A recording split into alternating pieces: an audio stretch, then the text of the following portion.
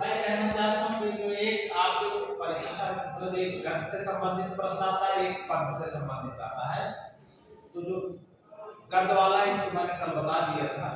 एक पद वाला है, तो देखिए पद्यांश में आप ये ध्यान देना है कि वो 4 लाइन की भी कविता हो सकती है, 8 लाइन की भी कविता हो सकती है। इसके बाद उस कविता के नीचे जो है आपको प्रश्न दिखेंगे, 5 प्रश्न रहेंगे, जो प्रत्येक प्रश्न 2 नंबर का। अब हम सबसे बड़ी गलती ये करते हैं कि हमारे प्रत्येक प्रश्नों का उत्तर कितने अंकों में देना है, ये हमको ध्यान देना है। कुछ बच्चे क्या करते हैं कि अब ये वाला आ रहा है तो इसको 4 लाइन लिखे चले जा रहे हैं, या व्याख्या करना है तो इसको और 4 से 5-6 लाइन लिखे। ज्यादा से ज्यादा आप प्रश्न इसका कह रहा है कि राधा ने प्रातः वाली सुपौन से दुखित होकर क्या कहा।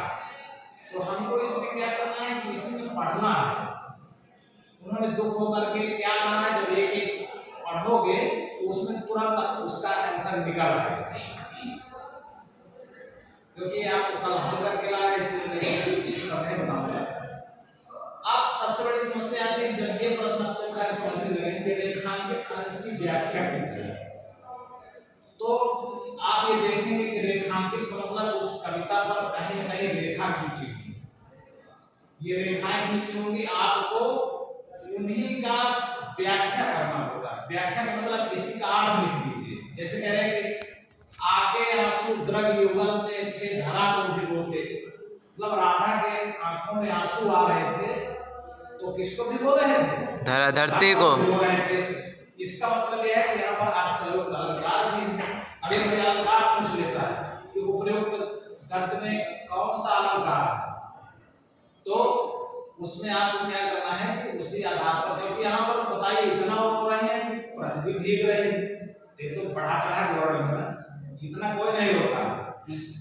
तो ये रेखांकित अंश की जो है व्याख्या ज्यादा से ज्यादा आप परीक्षा में 3 लाइन, ये हमारी बात को समझ लीजिए, 3 लाइन से ज्यादा नहीं। गद्य में भी 3 या 4 लाइन, 3 लाइन से ज्यादा नहीं, क्योंकि हमको 10 अंक का है, 2-2 नंबर का, 2 नंबर में कितना लिखना होता आप समझ रहे हैं।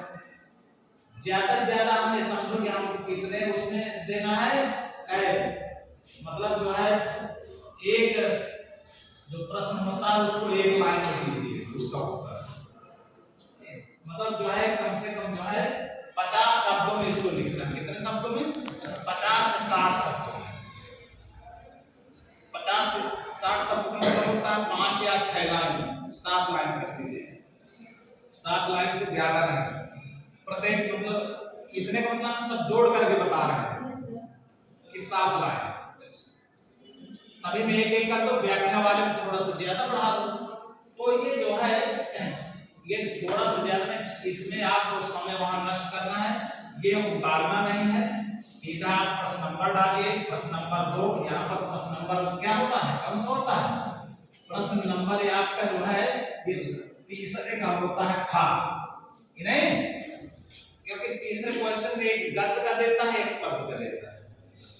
तो अब हम इसमें क्या करेंगे कि तुरंत पढ़ करके बस प्रश्न नंबर डालें, उत्तर नंबर 1, 2, 3 बस इतना करेंगे, इसको नहीं उतारेंगे परीक्षा में। बस प्रश्न डालिए, उत्तर पहला कह रहा है कि उपरोक्त वृत्तांश का संदर्भ लिखिए। अब संदर्भ का मतलब यहाँ पर ये संदर्भ का मतलब क्या होता है आप लोग सब जानते हैं।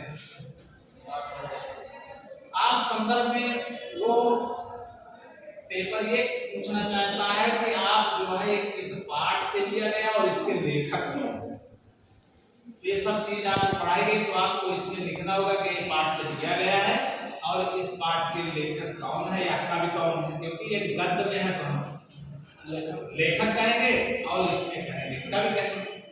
यदि स्त्री कोई है तो महिला लेखिका है या कवि है तो उसको कवयित्री लिखेंगे पद में, और उसमें लेखिका लिखेंगे, नहीं। तो इस तरह के जो क्वेश्चन होते हैं ये 10 नंबर आप ज्यादा नहीं 10 मिनट खर्च कर दो तो समझ लो 8 नंबर मिल जाते हैं। इसी तरह गद्य में भी 8 नंबर मिल जाए, 16 नंबर तो ये हो जाते हैं। निबंध लिख दो, उसमें 6, 7, 8, 7 नंबर मिल गए तो समझो कि 16, 7, 22, 23 पहुंच ही गए, ठीक है, पास होने के लिए। तो थोड़ा सा ध्यान देने की जरूरत है, बस थोड़ा स्पीड आप बढ़ाइए। तो ये आप बस अब इसमें जैसे मैंने बताया है ये आप ये सब समझ रहे हैं कि इस पाठ से लिया गया है और इसमें से जो प्रश्न है इसमें कभी कभी मीनिंग पूछ लेता है, पूछ ले कि द्रग माने क्या आता है, द्रग युगल। तो द्रग युगल मतलब दोनों आंखों के जोड़े जोड़ते हैं उनके युगल माने जोड़ा होता है। जिस तरह सदन माने क्या आता है तो सदन का अर्थ लिख दीजिएगा, बस सदन का अर्थ कितने में नहीं 2-4 लाइन पढ़ाओ, ज्यादा सदन का अर्थ क्या होता है, सदन का अर्थ ये होता है।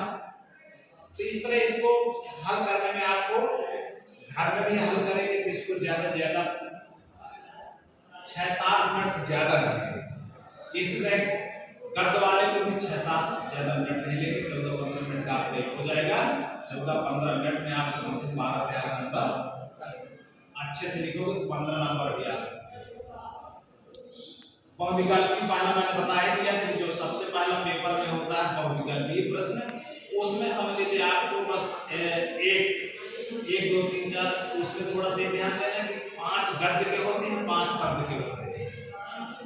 गद्य और पद्य में जो बहुविकल्पी प्रश्न है वो आपको बहुत विधिवत पढ़ना होगा, मेहनत करिए, नहीं परीक्षा नजदीक है, इसकी भी आ चुकी है, असली पता होगा 22 फरवरी से एग्जाम मैंने ग्रुप में कर डाला भी था, तो इसलिए आप जो है ये क्या कहते हैं इन प्रश्नों को हल करेंगे, चाहे यहीं पर हल कर दिया करो, चाहे घर से लाए प्रतिदिन अब कुछ उसको बताऊंगा कि कितना लिखना है हमको और कैसे लिखना है। जब लिख करके लाओगे कोई दिक्कत हो तो मुझसे पूछेंगे सर यहाँ पर क्या लिखे। इससे क्या होगा कि आपकी लिखने की हैबिट भी बढ़ेगी। मैं आज तो बोर्ड में लिख दिया हूँ लेकिन कल से मैं जो है आपको बोलूंगा, आपको लिखना है। तो आज इतना ही रहने वाला है।